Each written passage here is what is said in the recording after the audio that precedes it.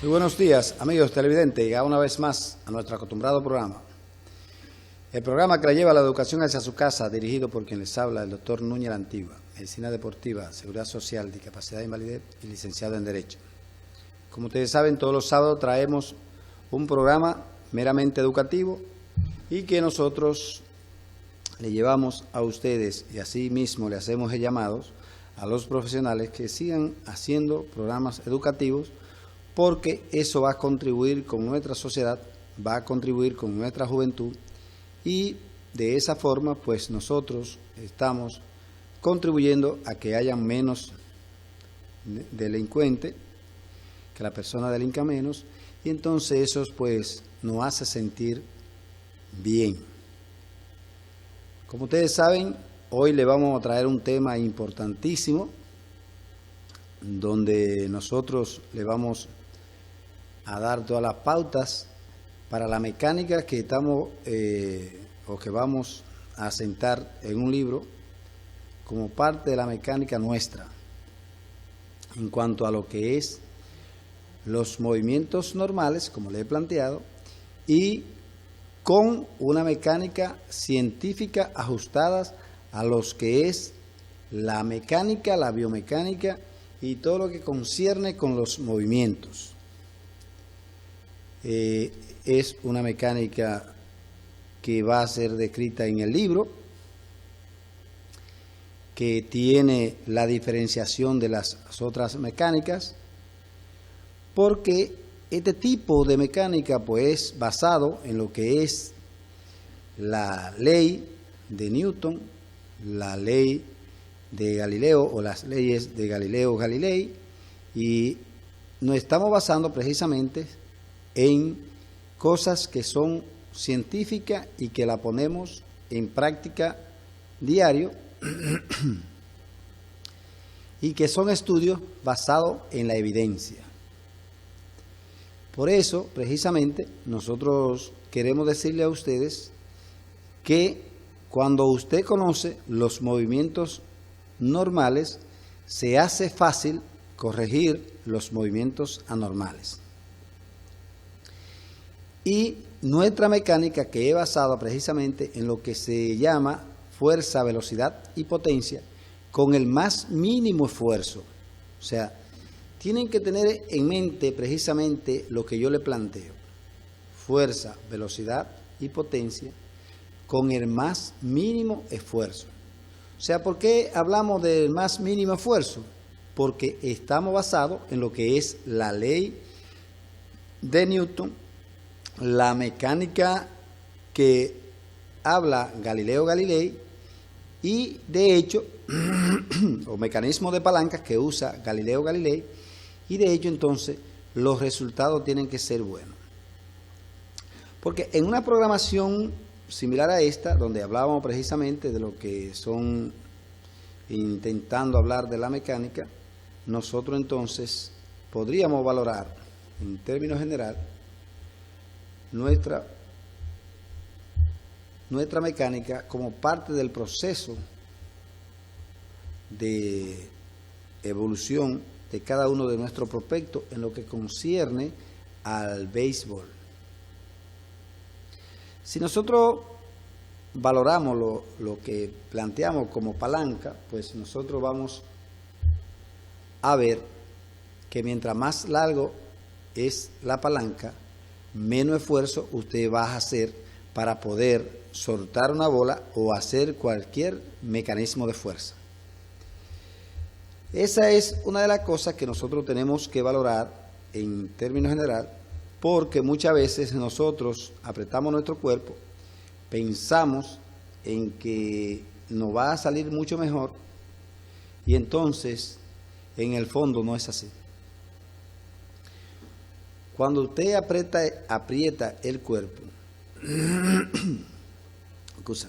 usted cree que las cosas se le hace mucho más fácil, va a hacer cualquier movimiento más fuerte, con más agresividad.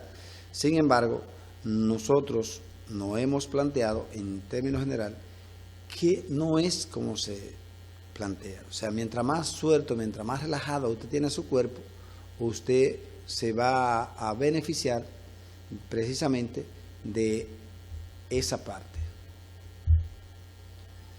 Entonces, nosotros vamos a ir manejándonos mejor en la medida en que nosotros usemos esos mecanismos de palanca para beneficiarnos de lo que es lo que le estamos planteando, fuerza, velocidad y potencia con el más mínimo esfuerzo. Por ejemplo, la mecánica cubana del lanzador explica claramente que lo primero es que usted tiene que hacer es subir su cuerpo, doblar la rodilla anterior, o sea, la rodilla que va a hacer el impulso, que es la derecha, si es derecho, dobla su rodilla, entonces en ese sentido hace empuje de la rodilla derecha, e inclina su cuerpo, también inclina o dobla más o menos a 130 grados la rodilla donde se apoya cuando hace el lanzamiento, y eso pues supuestamente le hace a usted tener mayor empuje. Podría tener mayor empuje, pero eso no significa que vas a tener mayor velocidad. O sea, ustedes saben que la medicina, en términos general, no 2 y 2 en esta parte no son 4. Porque le he planteado en varias ocasiones que lo que es una verdad absoluta se puede convertir en una verdad relativa y viceversa. Por ende, en la medicina 2 y 2 no son 4. ¿Qué nosotros planteamos como mecanismo de palanca? Y que el cuerpo tiene precisamente los 3 tipos de palanca: palanca grado 1 o tipo 1, palanca grado 2 o tipo 2, palanca 3 o tipo 3, o sea, o grado 3. Entonces, como el cuerpo está lleno de mecanismos de palanca, producto de las articulaciones, entonces nosotros usamos o tenemos descrito en el libro de medicina deportiva que estamos escribiendo, un mecanismo de palanca largo. O sea, y nosotros nos planteamos de que si una persona es grande, su mecanismo de palanca va a ser mucho más grande.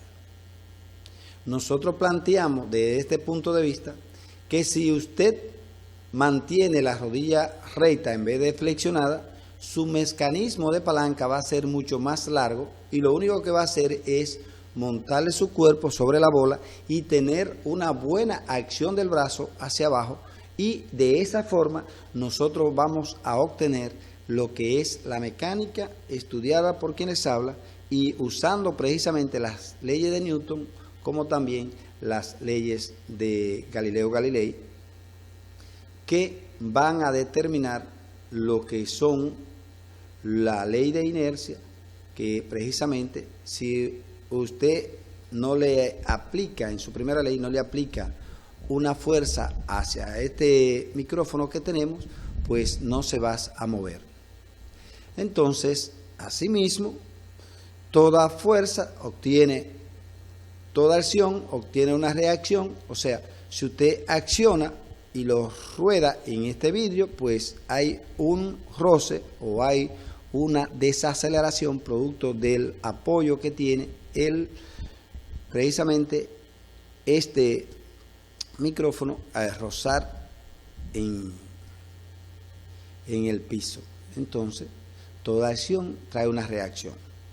Entonces, asimismo, como nosotros nos planteamos en lo que concierne a los mecanismos de palanca de nuestro cuerpo, y hablamos precisamente de la rodilla, porque la rodilla y el brazo son las 2 articulaciones que hacen el mecanismo de palanca más largo de nuestro cuerpo.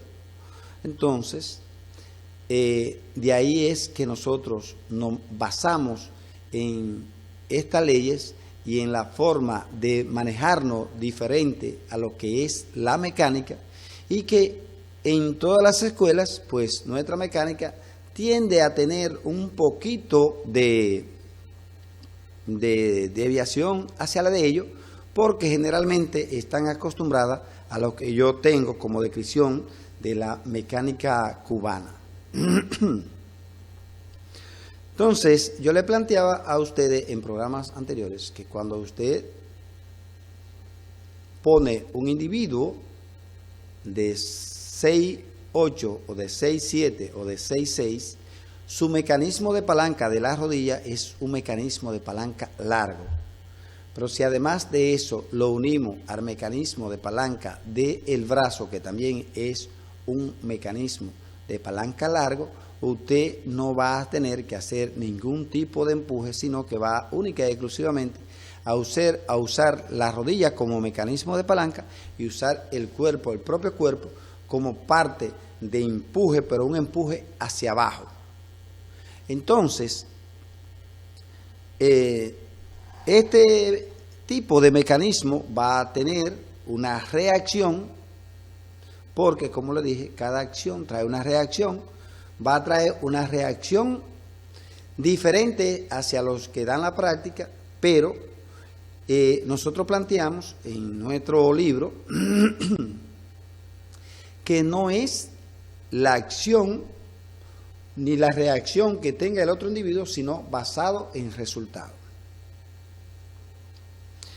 ¿Qué sucede con este mecanismo de palanca que nosotros planteamos y que muchas veces los que desconocen y los que no leen siempre tratan de decirle e intentar tomar a tipo de relajo lo que nosotros hablamos como mecanismo de palanca? Y estos mecanismos de palanca son directamente basados en lo que es la biomecánica. Y hemos planteado en este mismo sentido que la mecánica es la ciencia que estudia la fuerza y su accionar, pero que lo va a hacer en cualquier tipo de instrumento que produzca movimiento o que tenga la reacción de hacer alguna fuerza en cualquier estamento. Llámele eso en un tractor, en un camión, en un carro, en una bicicleta. O sea, cualquiera de estos instrumentos se usan como palanca o como nosotros le llamaríamos entonces en este sentido lo que es la mecánica. Una pala empuja muchísima tierra, que si usted lo hace a mano, pues ya usted sabe el tiempo que va a durar para empujar esa tierra. Pero aunque somos nosotros mismos que guiamos la pala mecánica, es el individuo el que se va a encargar de realizar estos tipos de movimientos, y por eso precisamente cuando se usan en seres vivientes se habla de lo que es la biomecánica. O sea, ¿qué estudia la biomecánica? Estudia la fuerza y su accionar en los seres vivientes o los que tienen vida, biovida. Y por eso precisamente nosotros nos basamos en esta biomecánica para nosotros tratar de explicarle a ustedes cuál es nuestro mecanismo de palanca y que he usado precisamente en nuestro mismo cuerpo. Porque yo le planteo precisamente esta área y que quizás se le muestra un poco cansón de nuestra programación, porque yo le he planteado siempre a ustedes que la programación es educativa, no todo el mundo está presto para mantener la atención en esta programación. Porque lo que menos nos gusta a nosotros es precisamente leer y escribir. Sin embargo, para nosotros avanzar en lo que concierne al desarrollo de nuestra mente, al desarrollo intelectual de cada uno, tenemos que precisamente usar tres cosas: meternos al tiempo, usar movimiento y tener un espacio. Entonces, si usted tiene tiempo, espacio y movimiento, usted está avanzando en cualquiera de los estamentos. Entonces, Nosotros tenemos que valorar precisamente en la rodilla los movimientos de la rodilla. ¿Y cuáles son los movimientos de las rodillas normales? Y para nosotros hablar como mecanismo de palanca, tenemos que decirle algo de lo que son las articulaciones de la rodilla. O sea, si ustedes ven, es la articulación que está conformada con los dos huesos más largos de nuestro cuerpo, que es la tibia y el fémur, y que existe en forma de bisagra el movimiento de flexión y extensión de la rodilla, y que los otros movimientos,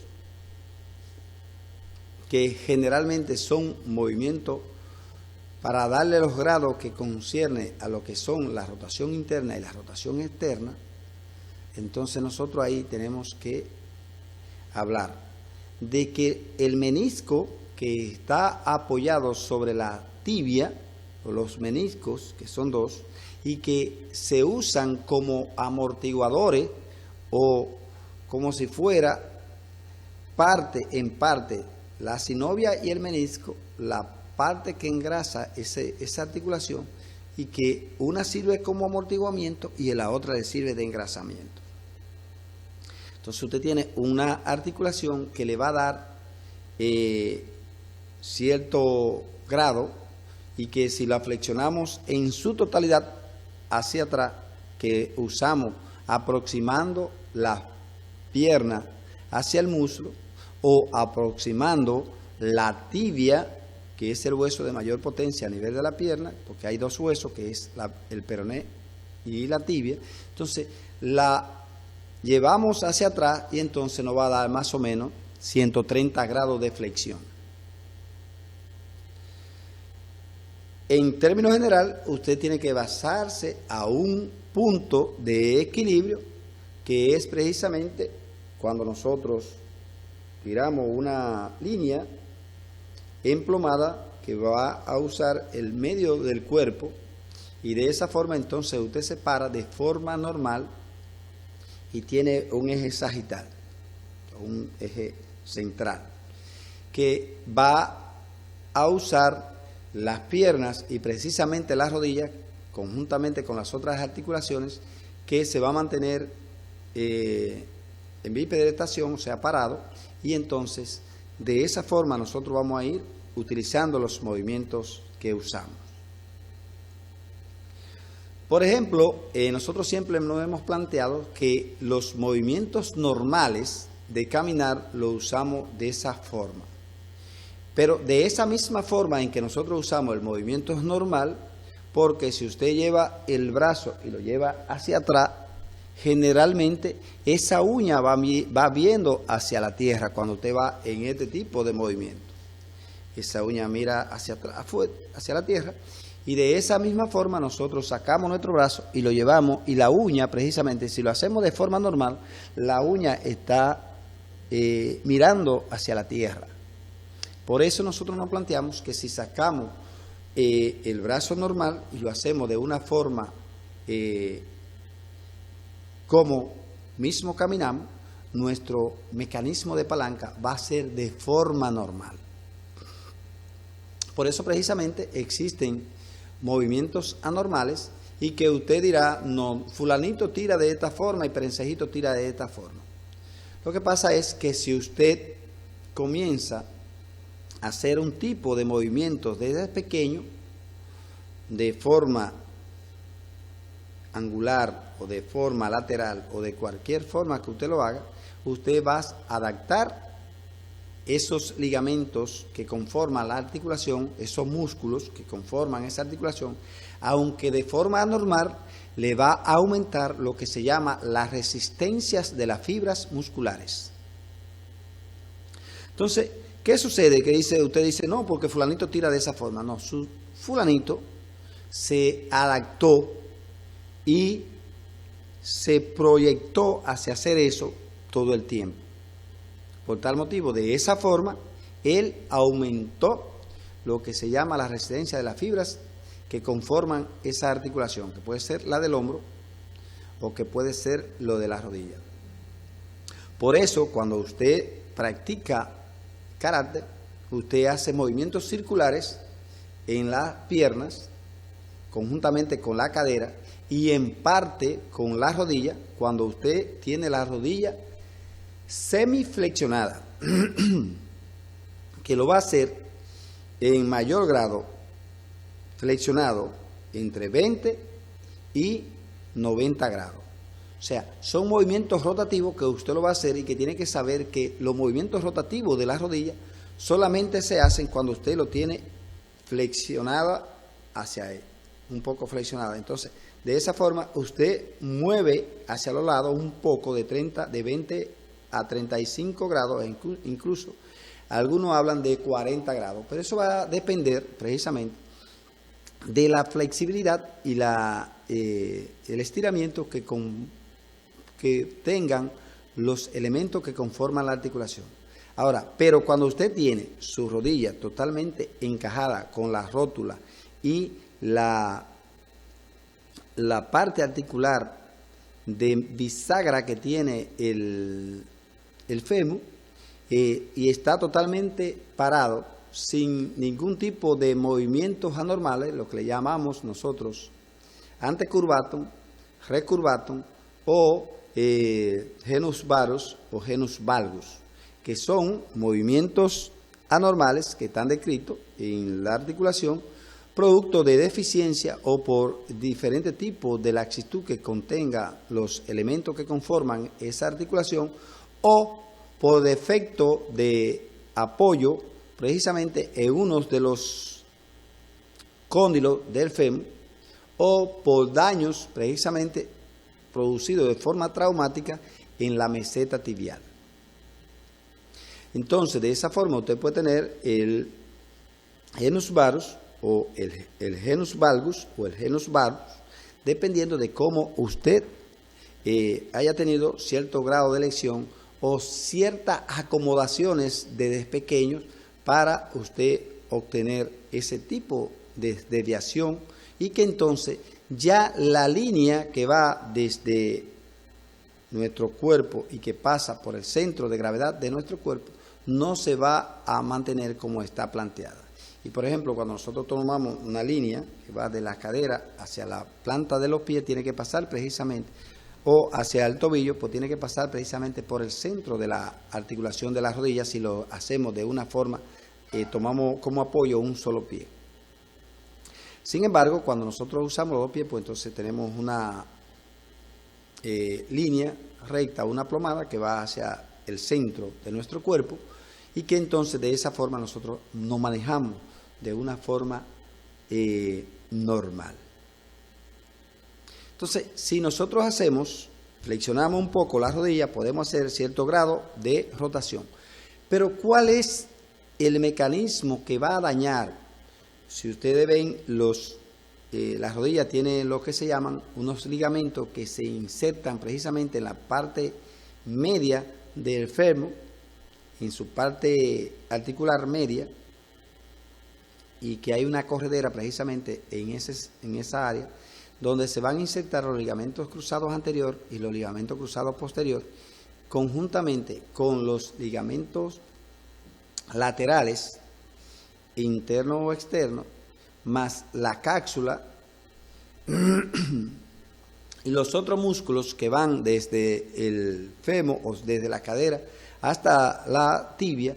Esos van a ser los componentes que van a mantener estable esa rodilla. Entonces, ¿qué sucede cuando existen movimientos por encima del grado de rotación que tiene eso? Se van a dañar los elementos que están ahí dentro. Se va a dañar la cápsula, se van a dañar los ligamentos laterales, se van a dañar los meniscos, se va a dañar también la parte articular de lo que conforman el cartílago articular, tanto del fémur como también de la rodilla. Entonces, esa área que nosotros vemos ahí, que nosotros manejamos, solamente se puede cuidar cuando usted hace movimiento de fortalecimiento o sea, hace ejercicio de fortalecimiento de las fibras que conforman ese tipo de movimiento o grado de rotación interna o externa de la rodilla. Por eso ustedes ven que generalmente los baloncestistas pues tienden a dañarse con gran facilidad los meniscos porque hacen movimiento rotativo y que muchas veces entran al área de juego sin haberse preparado, sin haber estrechado, sin haber calentado y sin haber estirado esos músculos o esos ligamentos que conforman esa articulación, y por eso es que ustedes ven tantas lesiones en ello, a pesar de que existen muchos traumas que van directamente hacia la articulación de la rodilla, que entonces ya ahí no sería producto de movimiento, sino que es por una fuerza externa que se le da a ese individuo en la articulación de la rodilla.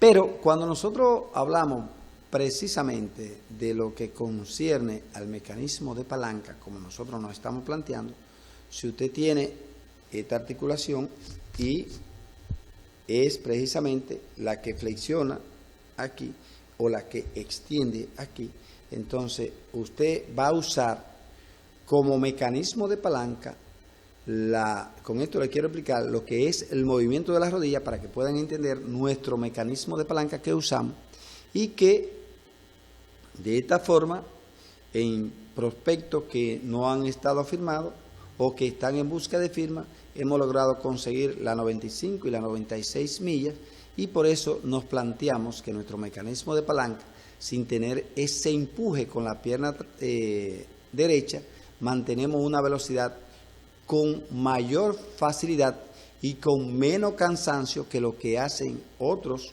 con el tipo de mecánica que está descrito en el libro cubano. Y que digo del libro cubano porque es uno de los libros que tenemos para la práctica de béisbol y que nosotros entonces tenemos que tener un parámetro que nos dirija de algo para nosotros entonces poder contradecir un tipo de estudio científico que nosotros nos planteamos. Por ejemplo, le puedo dar un ejemplo claro. Antes se curaba todos los días una herida.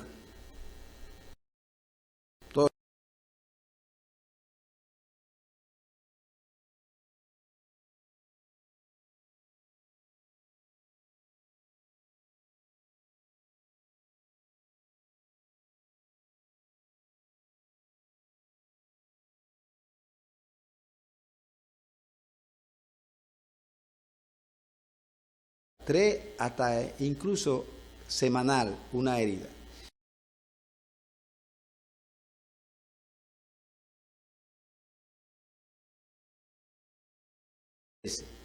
¿Cuál es nuestro planteamiento de la cura o no diario? Y me excusa que me salga un poquito de esto, pero es para que puedan entender.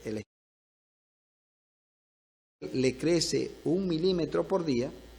Ese milímetro por día de la piel que le va a crecer hacia acoplar esa pérdida de tejido de piel, entonces cada vez que usted lo cura y se lo cura 2 veces al día, no solamente se va a llevar el milímetro que crece, sino que se puede llevar más de ese milímetro que crece diario. Y esa es la teoría por lo cual nuestro planteamiento en lo que concierne a la cura cada 2 o 3 días no ha dado muy buenos resultados. Porque cuando usted viene a ver, el tejido crece hacia el tejido que estaba llevado o que estaba dañado, crece, se rellena y entonces la piel viene creciendo hacia atrás y cuando usted viene a ver tiene de un halo grande, tiene un halo pequeño. Y eso es precisamente una de las teorías que nosotros nos basamos para que ya se disminuya lo que concierne a lo que es las curas en las pérdidas de tejidos, tanto de músculos como de piel, y los resultados son buenos. Otro ejemplo que nosotros, y otro estudio que hicimos y que no lo hemos presentado y que lo vamos a presentar en un congreso internacional de ortopedia, es precisamente las uñas encarnadas en los pies.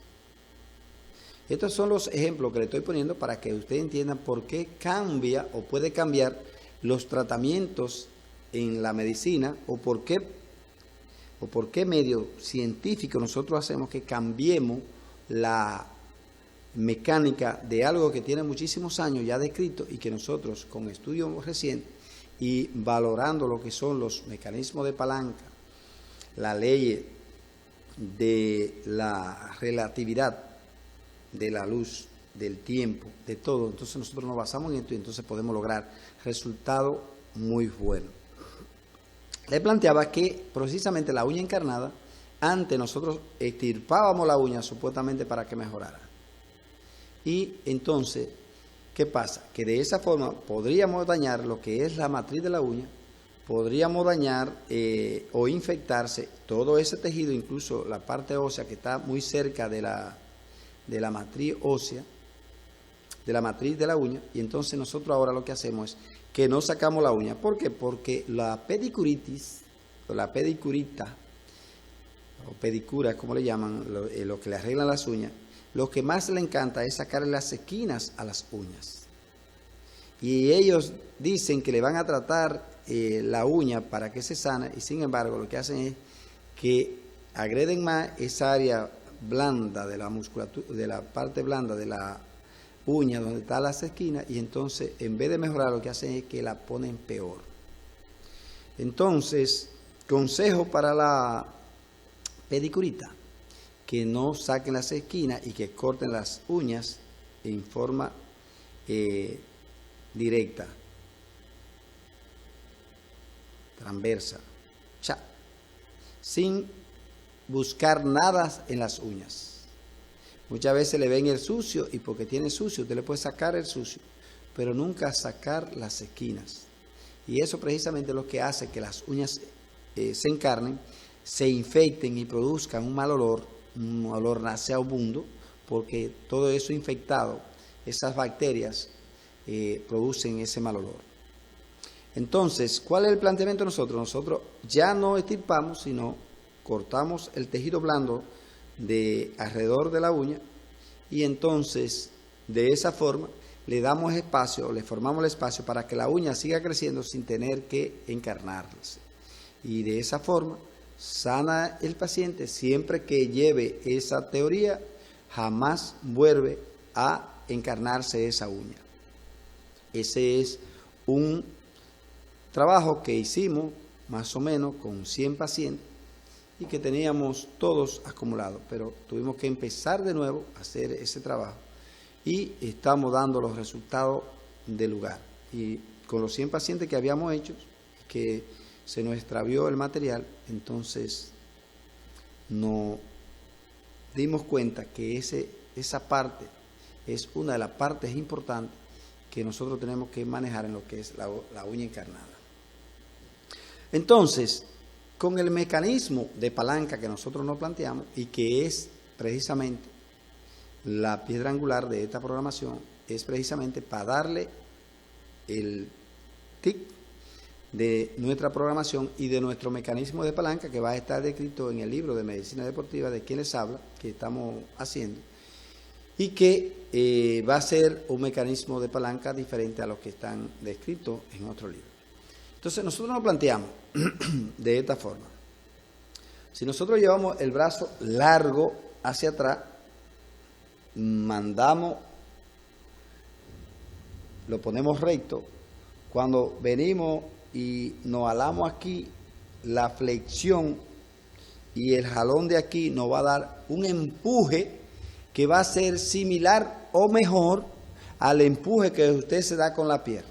Y como usamos el mecanismo de palanca de la rodilla, que es un mecanismo de palanca que cae recto en vez de estar inclinado, nuestro mecanismo de palanca va a ser de arriba hacia abajo y va a bajar el cuerpo a la velocidad que nosotros queremos. ¿Qué es lo que nosotros planteamos con esto, con esta parte? Nosotros nos planteamos que el empuje que vamos a hacer es el empuje de arriba hacia abajo, y que el cansancio para la velocidad de un pelotero o de un pitcher que largue a buena velocidad lo haga basado en su propio cuerpo hacia abajo. Entonces, no es lo mismo que usted con gran fuerza y con un mecanismo de palanca corto, que si nos planteamos en lo que es la mecánica cubana, y que la hacemos así, y que venimos aquí, y entonces hacemos aquí, su mecanismo de palanca va a ser mucho más corto, y va a tener que sacar fuerza de su brazo para meterle a la bola. Si usted toma como mecanismo de palanca en una persona pequeña, el esfuerzo que hace con un mecanismo de palanca pequeño va a ser mucho mayor que el que hace del mismo tamaño un esfuerzo con el mecanismo de palanca largo. Entonces, de esa forma, nosotros planteamos que tiene que hacer este movimiento de flexión aquí, pero desde allá. Cuando usted jala este brazo, su codo se dobla solo. Usted no tiene que doblar el codo. Como mecanismo de palanca, entonces ahí viene desde allá arriba, que usted se planteó, porque usted no puede venir a hacerlo recto, sino que tiene que hacer esta palanca del codo y entonces lanzarla hacia abajo, pero siempre usando todo su cuerpo encima de la rodilla y encima de nuestro queche que nos va a recibir la bola, y de esa forma nosotros obtenemos la verdadera fuerza, velocidad y potencia con un esfuerzo mínimo. Y por eso los que hacen este tipo de mecánica, su cansancio va a ser mucho menor y usted se va a sentir cómodo todo el tiempo, y las lecciones a nivel de los músculos del manguito rotador, que son 4 músculos que componen la rotación de este brazo, que son el supraespinoso, el infraespinoso, el redondo menor y el subescapular, y el subclavio. Entonces, de esta forma usted va a obtener esa parte de movimientos que se van a convertir en normales, porque usted no hace ningún tipo de movimiento anormal. Si usted lo saca, porque de esa forma es que usted camina. Estos son estudios realizados desde el 98 hasta esta fecha, para nosotros poder hablar de los prospectos que nosotros practicamos. No todo el mundo tiene la misma intención de aprenderse, porque recuérdense que es un tipo de movimiento o de mecanismo de palanca diferente a lo que todos los entrenadores están acostumbrados a dar.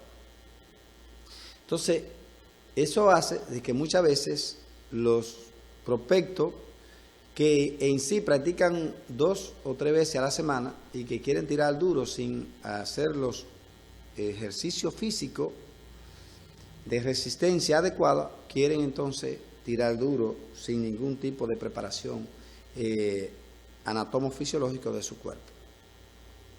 Cuando usted hace este tipo de mecánica y usted logra afianzar y quiere llegar a ser profesional, y tiene que pasar, para ser profesional tiene que pasar por el agujero de una aguja, por donde se ensarta una aguja. Sin embargo, ahora mismo hay miles de escuelas de béisbol o liga de béisbol que pagan grandes cantidades de dinero. Sin embargo, los prospectos no se ajustan a lo que es la preparación o la adaptación anatomofisiológica de su cuerpo para obtener los mejores resultados. Por ejemplo, usted ve, y lo puede ver a cada momento, cuando le dicen, mira mi hijo, tiene que calentar, no puede hacer eso, estréchate, calienta, haz los ejercicios de calentamiento. Este brazo está curado. Nadie tiene un brazo curado para tirar frío. Y cuando tenemos nuestro radar para medir la velocidad, todo el mundo quiere medirse la velocidad, pero nadie quiere calentar para medirse la velocidad. Entonces ahí viene, tira, si no son peloteros, yo le digo, no, está bien, tira, no hay problema. Entonces al otro día no pueden levantar el brazo, me van a dar una consulta porque no pueden levantar el brazo. Pero si le digo que caliente, que se prepare para poder tirar, y usted además le hemos planteado siempre que el que no está acostumbrado a hacer ejercicio no puede hacer ejercicio fuerte en un solo día.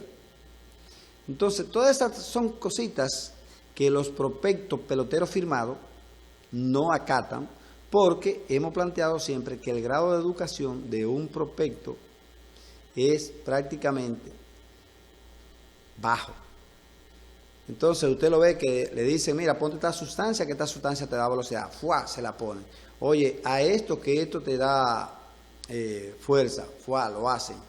Cosas que no están estipuladas en ningún sitio y que no tienen asidero científico, pero como no hay conocimiento de ninguna índole, entonces lo que hacen es que hacen todo lo que le dicen. Por eso hay muchísimos botados, porque se ponen a usar sustancias para conseguir fuerza. Le hemos planteado todo el tiempo que lo que mejor le va a los prospectos y que está descrito en los libros es precisamente el uso de las vitaminas, que son vitaminas del complejo B, que son generalmente, puede usar 4 o 5.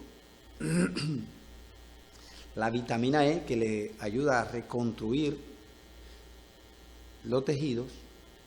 La vitamina A, que también ayuda a reconstruir y que le ayuda en la visión. La vitamina C, que también ayuda a reconstruir los vasos. Y por eso siempre nos hemos planteado que la medicina ortomolecular, que es la medicina que va a usar usando sus propias sustancias, disminuyéndola o aumentándola, entonces usted va a lograr los resultados sin tener que usar ningún tipo de esteroide. A pesar de que yo siempre me he planteado que independientemente de que son producidos por su cuerpo, los esteroides, que lo usen o que no lo usen, se ha demostrado, y lo dice el libro Manual del Deporte del American College, o sea, del Colegio Americano de los Estados Unidos, que en estudios que se hicieron basados en los esteroides se demostró que una sola persona de lo que se estudiaron aumentó más. Entonces, pero que una sola persona no tiene la calidad científica para usted hablar de que eso produce esos efectos deseados. Usted podrá decir que los esteroides le ayudan a aumentar el volumen de la fibra, pero si fuera por volumen de la fibra, los fisiculturistas fueron los que tuvieran la velocidad más fuerte en el tiro, en el lanzamiento de una bola. Porque los fisiculturistas tienen un músculo aumentado, su fibra está aumentada de tamaño, y sin embargo, los fisiculturistas podrían hacer un levantamiento de peso, pero no significa tampoco que porque tengan la musculatura fuerte, son los que van a hacer mayor fuerza. Y eso está descrito en los libros españoles de medicina deportiva. O sea, se ha demostrado científicamente que el que tiene una fibra grande no es el que tiene mayor fuerza. Y de esta forma nosotros lo hemos planteado, y precisamente un individuo que mide 6'7", tiró 96 con 2 o 3 libras, comparativamente con el tamaño, 166 libras, que para el tamaño es muy poco peso. Entonces, ¿por qué otros que son gruesos, que son fuertes, no tiran 96 millas basado en lo que es el tamaño de la fibra muscular? Es importante que ustedes entiendan que el aumento de la fibra, de la resistencia de la fibra muscular, es más importante que el aumento del grosor de la fibra. ¿Por qué? Porque cuando usted tiene una fibra resistente, usted tiene una goma que es de la buena, esa goma resiste estiramiento, lo resiste fuertemente. Si usted tiene una goma que no tiene elasticidad, se rompe con facilidad. Entonces, asimismo, nosotros usamos las fibras musculares, pero aumentándole su resistencia. ¿Cuál es la forma de aumentar la resistencia en las fibras musculares? Fácil. la mejor forma es hacer ejercicio de poco peso, pero sí de mucha repetición. Y lo hemos dicho hasta hartarlos a ustedes de que esa es la mejor forma de conseguir la resistencia de la fibra muscular. Ahora, ¿cómo nosotros nos sentimos bien y nos sentimos tranquilos, relajados, tirando duro, cuando nosotros aumentamos la resistencia cardiopulmonar? Si usted da una vuelta corriendo y se cansó de una vez, usted sabe que su resistencia cardiopulmonar está en el suelo. Si usted da 15 vueltas y play y no se cansa, entonces su resistencia cardiopulmonar es bastante buena. ¿Qué usted va a lograr con esto? Y que los que no saben de medicina deportiva y que entrenan, dicen, no, corre, que el correr es que te va a dar velocidad, te va a dar fuerza en el brazo. Él no está equivocado, pero que se lo explique mejor. No le va a dar fuerza en el brazo. Le va a mantener un espíritu de descansamiento o de descanso muy bueno. Usted no se siente cansado, y si no se siente cansado, va a tirar 9 innings con la misma velocidad porque no está cansado. Ahora, si usted tira 70, va a tirar 70. Si usted tira 90, va a tirar 90. Ahora, ¿cómo usted consigue la fuerza y la velocidad y la potencia en un individuo que va a hacer un lanzamiento? Es precisamente aumentando la resistencia de la fibra muscular. Porque un niño que no está acostumbrado a tirar, y por eso se le habla de tirar 50 lanzamientos, 40 y 50 lanzamientos a esos niños, entonces si usted lo pone a tirar 200, le va a desbaratar sus musculitos. Y entonces, ¿qué vamos a hacer? Causamos un daño sin necesidad. Pero nosotros tenemos que decirle a ustedes también que esta programación en parte va patrocinada por el Centro de Especialidad Médico Vegana, y que el Centro de Especialidad Médica Vegana pues tiene todas las especialidades las 24 horas del día, y que obtiene los mejores beneficios haciéndose su mamografía, haciéndose su sonografía y haciéndose su tomografía, que es la base de un buen diagnóstico en los pacientes que nos visitan. Ustedes saben que nuestra tomografía pues se hacen los 48 cortes diferentes a todos los otros centros, incluso hasta fuera de La Vega. Vienen con una sola plancha de tomografía, y eso no le va a dar la calidad y la evidencia para que un radiólogo pueda distinguir muchas veces lo que es una compresión radicular, una protrusión discal o una hernia intraesponjosa, porque con la cantidad de cortes que se dan no se lleva tanto al hueso, y por eso nosotros somos los pioneros en diagnosticar lo que son las hernias intraesponjosas, porque al hacerse varios cortes se puede llegar a áreas de los huesos que con 24 cortes no se van a dar. Y por eso es importante que usted entienda que esas hernias intraesponjosas producen también dolor y rompimiento de esa vértebra con facilidad, y que si usted sabe que la tiene, pues entonces su médico le va a decir, trate de hacer menos ejercicio con ella. Pero también le decimos que como abogado estamos en la avenida García Godoy, número 46 Alto, y que ahí le brindamos todos los tipos de servicios jurídicos. Estamos preparados para defenderle en cualquier momento o problema de tipo judicial, a sabiendas que no interesan las partes meramente legales para defenderla.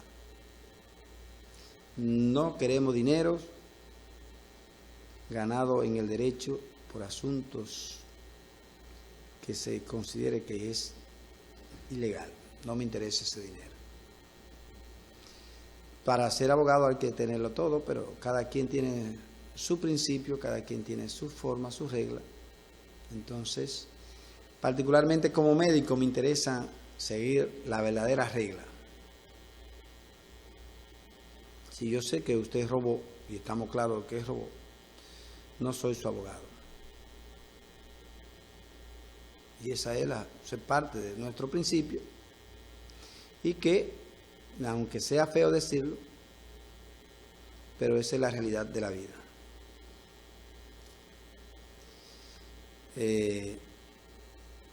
Hemos llegado a esta parte final. Esperamos que nuestra programación le haya gustado a todos ustedes.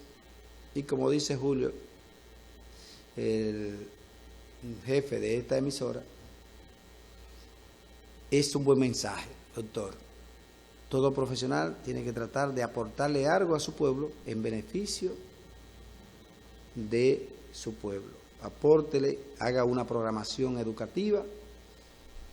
Si es mercadólogo, ayude y enséñenos a nosotros mercadología, porque todo el mundo tiene algo de negociador. Si usted es administrador de empresa, enséñenos a administrar empresas, porque yo quiero aprender a administrar empresas. Si usted es fisiólogo, ayúdenos con la fisiología del ejercicio.